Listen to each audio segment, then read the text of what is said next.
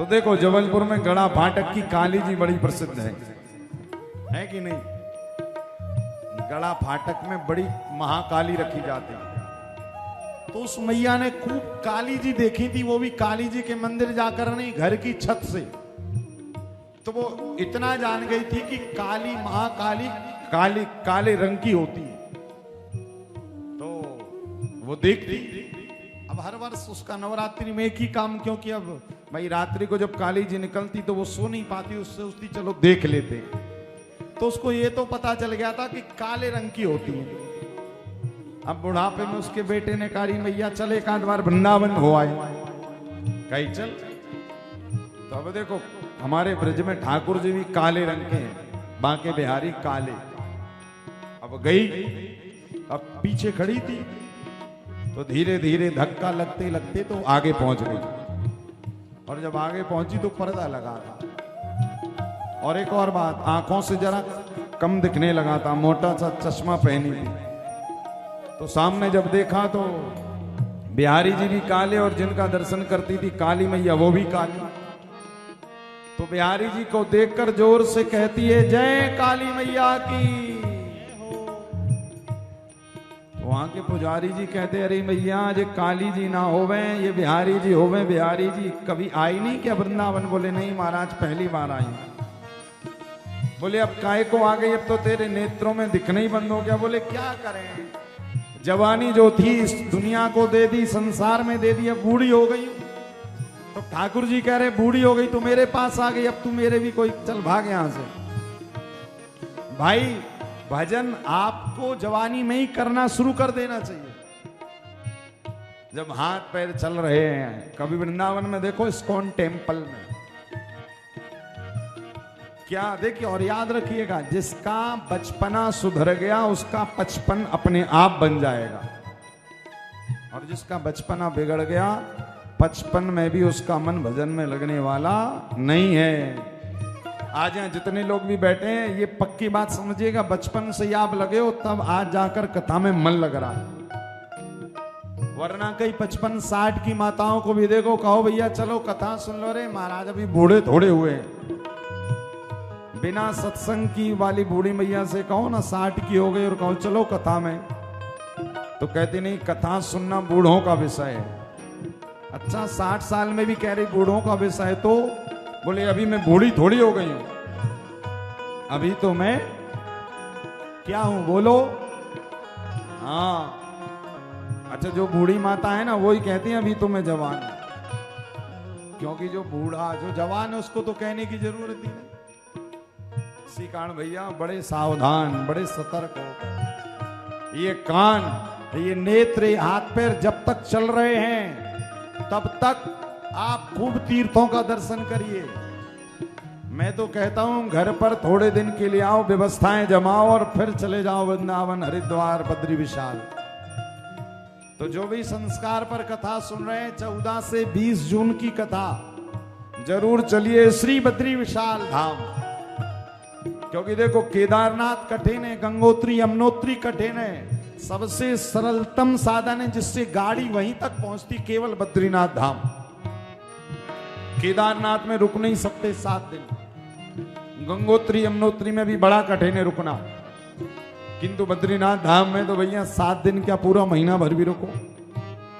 और खूब, और एक और फायदा, बद्री विशाल जाने के बाद अब लोग कहते हैं महाराज बड़ी ठंडी होती है सुबह सुबह, तो ठाकुर जी ने वहां पर एक नियम बनाया है कि बद्री विशाल जाने के बाद यदि तुम बिना स्नान किए भी भजन कर रहे हो ना तो भी वहां कोई पाप नहीं लगेगा। क्यों? क्योंकि वो साक्षात स्वर्ग है, और स्वर्ग जाने के बाद कोई भी वस्तु पुरानी नहीं होती है।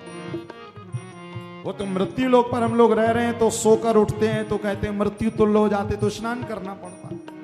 भाई जब हरि की धरती पर ही सोएंगे तो जो नित्य नूतन है, जो कभी पुराना नहीं होता, जो शरीर वहां पर पहुंच जाए वो भी नित्य नूतन हो जाता है। तो इसी कारण जवानी ही है।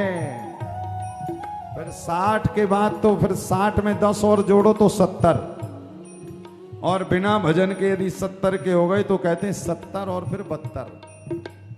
फिर तो घर वाले कहते हैं अब तो जल्दी जाएं, किंतु तुम जबरदस्ती चिपके रहते हो। इसी कारण चाहते हो कि घर वाले देखो, बार बार जब वृंदावन हरिद्वार बद्री विशाल जाते रहोगे ना तो घर वाले भी रिस्पेक्ट देंगे। क्यों? अरे भैया गड़बड़ मत करना वरना भी भाग जाएगी वृंदावन। भाई घर वाले रिस्पेक्ट कब करते हैं? जब आपका कोई सहारा रहता है। और घर वाले उस समय रिस्पेक्ट नहीं करते, उनको तो पता है इनको तो यहीं पड़े रहना है। इसी कारण समय रहते ठाकुर जी को अपना सहारा बना लो। बुढ़ापे में क्या हो जाओगे? बुढ़ापे में अंधे हो जाओगे, बुढ़ापे में अंधे हो जाओगे, दर्श तुम कर नहीं पाओगे, दर्श तुम कर नहीं पाओगे, दर्श तुम कर नहीं पाओगे, दर्श तुम कर नहीं पाओगे, दर्श कर, दर्श कर, हो दर्श कर मस्त जवानी में बुढ़ापा किसने देखा है? दर्श कर मस्त जवानी में बुढ़ापा किसने देखा है? भजन कर मस्त जवानी में बुढ़ापा किसने देखा है? भजन कर मस्त जवानी में बुढ़ापा किसने देखा है?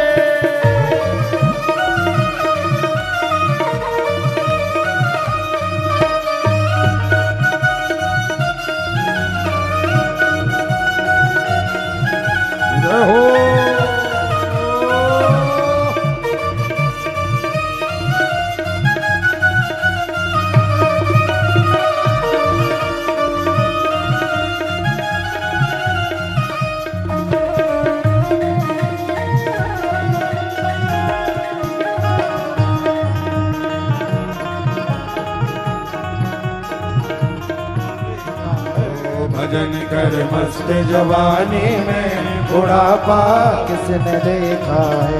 भजन कर मस्त जवानी में बुढ़ापा किसने देखा है? बुढ़ापा किसने देखा देखा है, बुढ़ापा किसने देखा है? नमः पार्वती पतये हर हर महादेव। भगवान देवादिदेव महादेव जो साक्षात तप के, वैराग्य के और भजन के देवता कहे गए। क्या? तप के, वैराग्य के और भजन के देवता कहे गए। महादेव का चरित्र सुनने के बाद देखिए, ये 7 दिन की कथा में जब हम लोग 3 घंटे के लिए आते हैं ना तो ये भी एक प्रकार का वैराग्य है। क्षणिक है, 3 घंटे का है, किंतु है तो सही। भाई आप 3 घंटे सब छोड़कर यहां पर बैठते हैं, घर परिवार सुख संपत्ति ऐश्वर्य भोग जो भी आपके घर में सुख सुविधाएं हैं, यहाँ पर कथा में बैठने के बाद वो सुख सुविधाएं नहीं मिल रही हैं, किंतु हम अपने मन को प्रसन्न करने के लिए कथा में बैठकर अपने आप को वैराग्य का अनुभव करवा रहे हैं। और ये सबको करवाना चाहिए। भाई कथा में बैठने के बाद गर्मी लग रही है, प्यास लग रही है, तो उसको सहन करना चाहिए। यही तपस्या है।